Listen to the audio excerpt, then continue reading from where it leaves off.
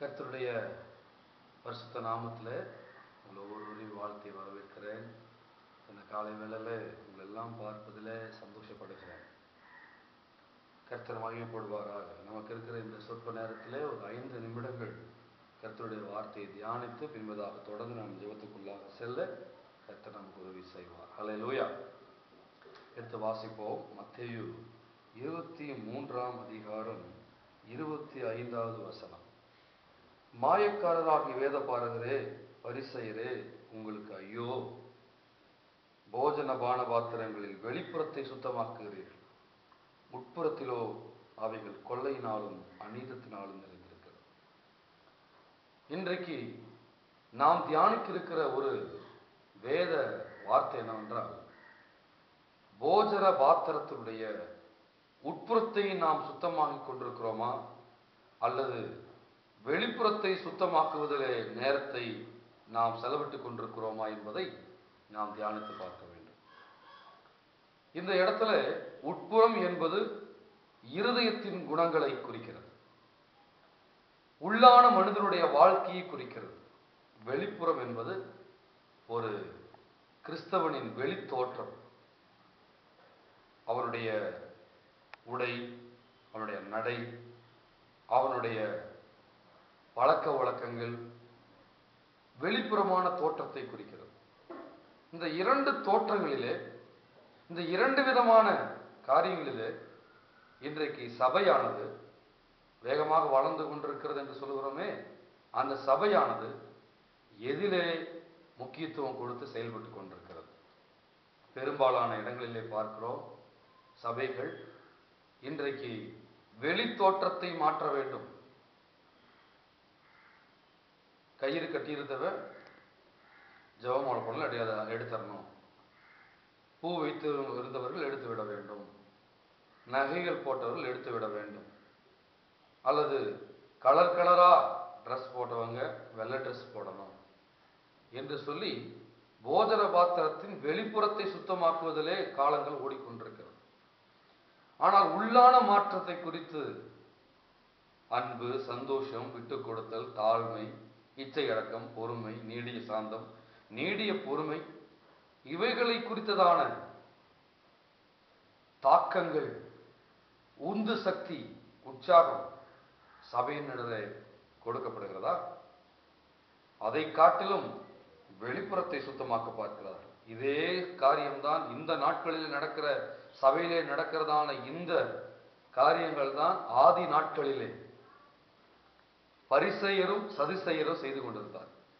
அவர்களை பார்த்து தான் இயேசு திட்டுகிறார், மாயக்காரராகி வேத பாரகரே, உங்கள் தோற்றம் நன்றாக இருக்கிறது, உங்கள் உடை நன்றாக இருக்கிறது, கனமுள்ள வஸ்திரமாக, மரியாதைக்குரிய வஸ்திரமாக, வித்தியாசமான வஸ்திரமாக, வெண்மையின் நிறைந்த வஸ்திரமாக இருக்கிறது. உங்கள் தோற்றம் உங்களை தேவ பக்தி உள்ளவனாக காட்டுகிறது. ஆனால் வெளிப்புறத்தை இவ்வளவு அலங்காரமாக்க, இப்படியெல்லாம் வெளியரங்கமாக உங்களை கிறிஸ்தவனாக காண்பித்துக் கொள்ள முயற்சி செய்கிற நீங்கள், உங்கள் இருதயம் எப்படி இருக்கிறது? வெள்ளையடிக்கப்பட்ட கல்லறையாக இருக்கிறது. உங்களுக்கு ஐயோ!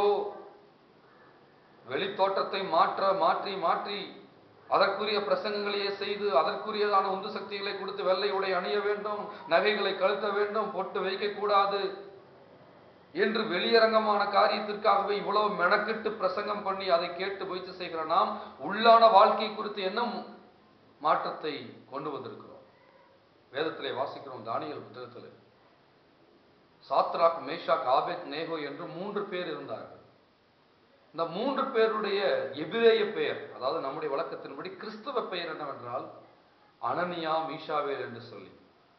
ஆனால் பாபிலோனிய தேசத்துக்கு சென்ற பின்போ அந்த நாட்டு ராஜா அவர்களுக்கு வைத்த பெயர் சாத்ராக், மேஷாக், ஆபேத் நேகோ. நம்முடைய வழக்கத்தின்படி சொல்வோமானால் இந்து ராஜா அவர்களுக்கு முருகன், அழகேசன், செந்தில் என்று பெயர் வைக்கிறார். அவரோ இந்து பெயர்.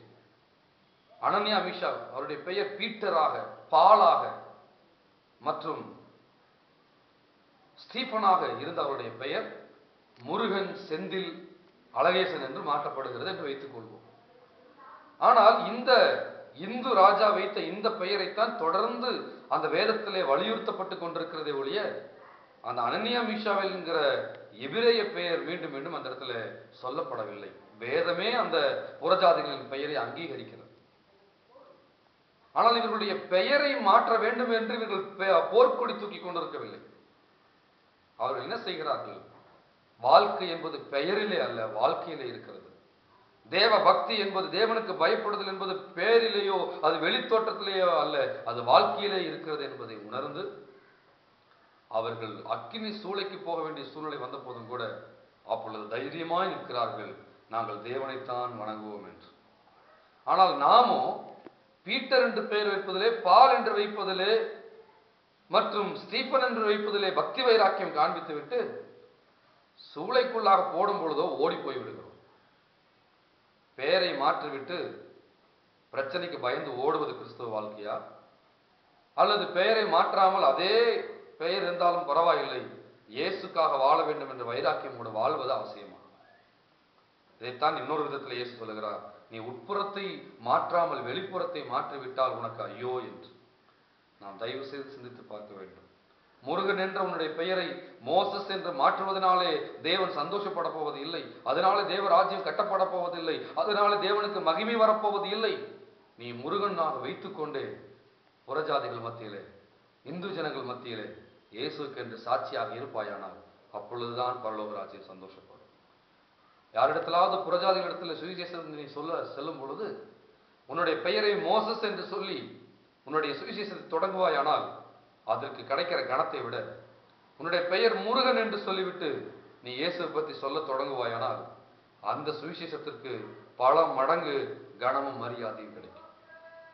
வெளித்தோற்றத்தை மாற்றுவதை குறித்ததான பக்தி வைராக்கியம் காண்பித்து, பாரம்பரியத்தை காண்பித்து, பெந்தகோஸ்தே பாரம்பரியத்தை காண்பித்து தேவ ராஜ்யத்தை கட்டுவதற்கு நீங்களே தடைகளாயிராதபடிக்கு உங்களுடைய உட்புறத்தை சுத்தமாக்குங்கள், உங்கள் உட்புறத்தை சுத்தமாக்குங்கள்.